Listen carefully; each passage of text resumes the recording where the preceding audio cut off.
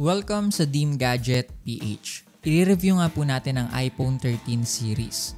Nandito si iPhone 13, 13 Pro at 13 Pro Max. Meron pa sana itong 13 mini but maliit lang naman siya na version ng regular 13, so i-consider na lang natin siya as representative ng iPhone 13. Kaya silang tatlo muna ang bibida sa video na ito. Para lang sa kaalaman ng lahat, hindi pa naman ganun katanda ang mga iPhones na ito. Ang mga 13 series ay release ng September 14, 2021. So para sa year 2024, magti 3 years pa lang ito. So for me, medyo bago pa rin. If ever lang din na gusto nyo mapanood ng mga individual review nila, uploaded na po yan sa ating YouTube channel at pwede nyo po yan panoorin mamaya. Pare-parehas nga ba sila ng build? Tignan natin yan ngayon. Si iPhone 13 base model natin ay color blue. Meron itong dual camera setup na naka-diagonal. Sa 13 series nga po, first inintroduce ang diagonal camera setup dahil sa iPhone 12, patayo pa lang yung camera nun. So para sa mga hindi pa ganun ka-familiar, para masabing iPhone 13 yung hawak nyo is pagpa-diagonal yung camera nito. Si iPhone 13 ay naka 6.1 inches at yung mini version naman nito ay 5.4 inches. So maliit talaga. Si iPhone 13 ay naka ceramic shield sa harap, glossy ang likod nito, at made of aluminum naman ang side framing nito. Kung shiny ang likod, sa framing naman ito ay naka-matte texture. Kabaliktaran naman ito ng mga Pro version dahil naka-matte glass back nga po ang texture nito. Color gold din pala itong dalawa. So kung hahawakan nyo pareho, mas madulas ang mga Pro version. At makapit naman si iPhone 13. Dahil nga glossy glass ang likod ng base model, mas lapitin pa rin ito ng mga fingerprints. Actually, same size lang naman si iPhone 13 at 13 Pro. Pero magkaiba lang sila ng bigat. Siguro nga dahil tatlo na yung camera ni 13 Pro. Si iPhone 13 ay may bigat na 174 grams at 204 grams naman si 13 Pro. Si Pro Max naman na mas malaki sa kanila, ang bigat naman nito ay 240 grams. Kaya talagang pag nahawakan nyo ang 13 Pro Max, bukod sa solid ng build quality nito, yung bigat niya, mapapafeel pa niya sa'yo na premium talaga yung hawak mo na iPhone. So kung ako tatanungin sinong mas okay sa build quality, para sa akin doon ako sa Pro version. Bakit? Kasi bukod sa mas mabigat ito at malaki, meron nga po itong tatlong camera setup. At yung matte texture na likod at stainless steel ay lamang na naman nila sa iPhone 13. Hindi ko naman sinasabi na pangit sa iPhone 13, ang akin lang, ito po yung preference ko. Ito rin pala nag-start na mas palakihin nila ang mga camera lenses. Hindi mo kasi akalain na kapag nakahawak ka ng 13 series, parang bagong release na iPhone pa rin ang kanyang physical build. Kamusta naman ang display ng 13 series? Syempre kung palakihan ang usapan ng display, panalo na naman si Pro version, especially the 13 Pro Max. Syempre mas malaking screen, mas maganda ang viewing experience natin. Pero ayun nga, lahat naman sila ay naka Super Retina XDR OLED display na. So hindi na natin maitatanggi na kahit saan dito, kung gusto nyo ng color accurate display sa isang iPhone, kayang-kaya pa rin yan ni 12 series. Lahat pa rin naman sila ay merong 1200 nits max brightness, so kahit alin sa kanila ang gamitin mo ay hindi magiging problema if gagamitin mo ito outdoor. Dahil makikita mo pa rin ang laman ng iPhone mo. Kung pag-uusapan naman natin ang notch ng mga ito, compare sa mga past generation ng iPhones, di hamak na mas pinaliit or pinaikli ito compare sa mga 12 series. If sanay ka sa mga phones na mas maliit yung mga notch, mas maganda din na i-consider mo ito.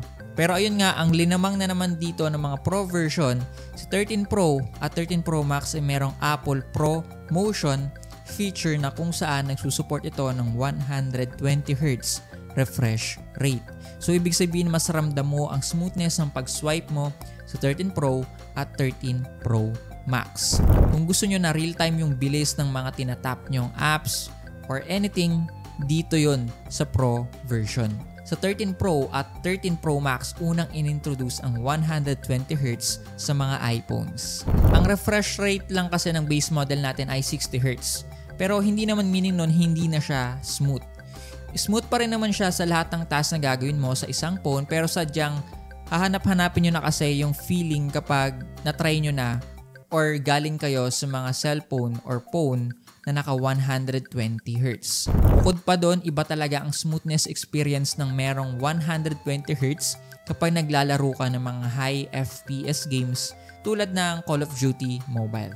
Kung manonood ka lang naman kasi ng mga video sa internet, manonood ka ng mga movies na may 4K resolution, or magtingin ng My Day or stories ng iba, Talagang buhay na buhay ang kulay nito sa buong 13 series.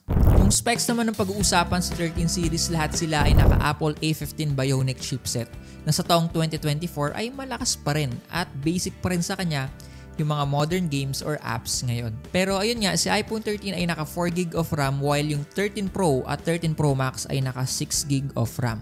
So kung pagbabasihan natin, mas may flexibility sa multitasking ang mga Pro versions. Pero siguro hindi na ito ramdam ng mga average user. Itong phone na ito ay kayang magsilbi as your all-around phone.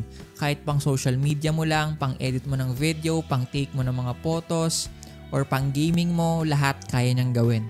Talagang powerful pa rin ang chipset nito sa taong 2024. Nakakatawa din na i-bring up sa review na ito na hindi pa rin ako binigyan ng kahit saglit na FPS drop sa Mobile Legends at sa Call of Duty Mobile. Kahit nag-test ako doon ng max settings nila, sadyang iinit lang siya, yung phone, which is normal, pero kaya pa rin niya ibigay sa'yo yung performance na gusto mo. Kaya yung A15 Bionic chipset ay kaya pa rin makipagsabayan sa mga top chipset ng Android ngayon. Kung latest iOS update naman ang pag-uusapan, pasok na pasok pa rin sila. Ang tagal pa rin nilang mawawala sa market para masabing outdated na ito.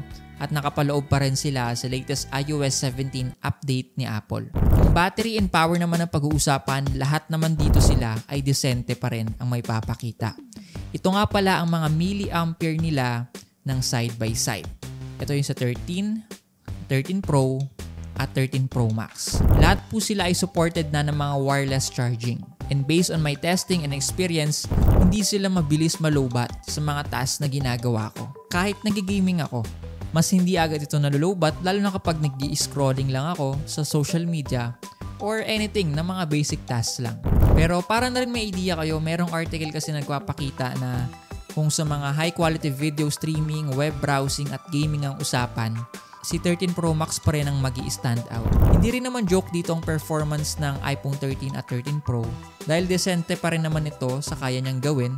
Pero if ako ulit ang tatanungin, mas gugustuhin ko ang performance ng battery sa 13 Pro Max. Pero ayun nga, basic rule sa pagbili nyo po ng second hand na iPhone, bilhin mo po yung 85% pataas na battery health para mas matagal mo itong magagamit. Tara, talo na tayo sa camera nito.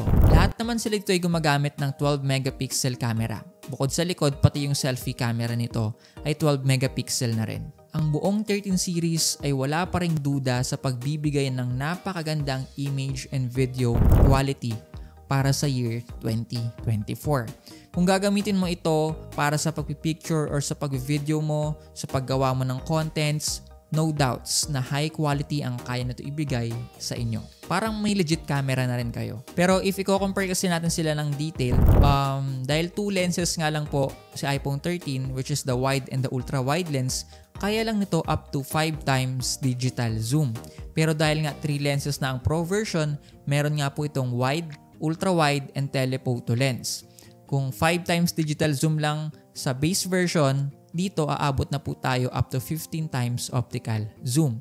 So sa Pro version, kung gusto nyo ng mga macro photography, kayang-kaya niya yon. Para na rin sa kaalaman ng lahat, dito nga rin po sa 13 series, first inintroduce ang cinematic style, feature at photographic style sa isang iPhone. Lahat naman sila ay maganda sa gabi or sa mga low light scenario. Pero sa test nga na ginawa ko, makikita nyo naman sa video no kung gaano dito kadilim. No? Ito yung tapat po ng bahay namin na bandang alas 12 ng gabi. Pero ganito naman ang kuha sa kanila kapag naka-open na ang night mode ng bawat isa. 'Di ba? Napakalupit as in. Dito ako impressed sa 13 series kasi kahit gabi na, no, kahit sobrang wala ng ilaw, kaya niya pa rin gawing sharp yung environment. Pagdating naman sa video, lahat sila ay given solid at malinaw at kaya mag-shoot ang video up to 4K resolution at 60 FPS. So overall, ang camera ng 13 series ay hindi pa rin problema ngayon. Kung pasok lang naman talaga ang budget mo sa 13 series. Kung na-enjoy mo manood ng mga iPhone reviews, don't forget to hit the like button and hit the subscribe button. Malaking tulong na yan sa channel. Ang magandang may offer pa ng Dim Gadget is kung sa amin kayo bibili, marami kaming freebies na may bibigay sa inyo. Tulad ng may freebies po tayong AirPods, 20 watts adapter, battery pack, tempered with wipes, and 3 case. Meron itong shockproof at clear case. Kung gusto nyo naman pumunta sa shop namin, nakalocate kami sa Green Hills Shopping Center. Nasa loob po kami ng Bridgeway Shop. May video rin po tayong in-upload na kung paano nyo mahahanap ang store namin. So maganda na panoorin nyo na lang rin po yun. Speaking of budget, no? Para lang may idea kayo kung magkano nga ba ang iPhone 13 series sa shop namin, ito po yung price namin sa iPhone 13 at ito naman po ang price namin sa iPhone 13 Pro at ito naman po ang sa 13 Pro Max. Yung mga price po na yan is hindi po fixed. Pwede pa po yan magbago or pwede pang bumaba, no? Depende kung gaano nyo na ito katagal pinapanood. Pero para maging updated sa aming mga presyo, maganda na mag-PM kayo sa aming Facebook page, which is the Dim Gadget, or sa aming Instagram account.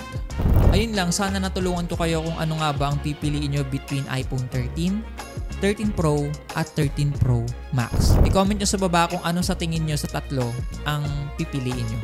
Thanks for watching Dim Gadget PH.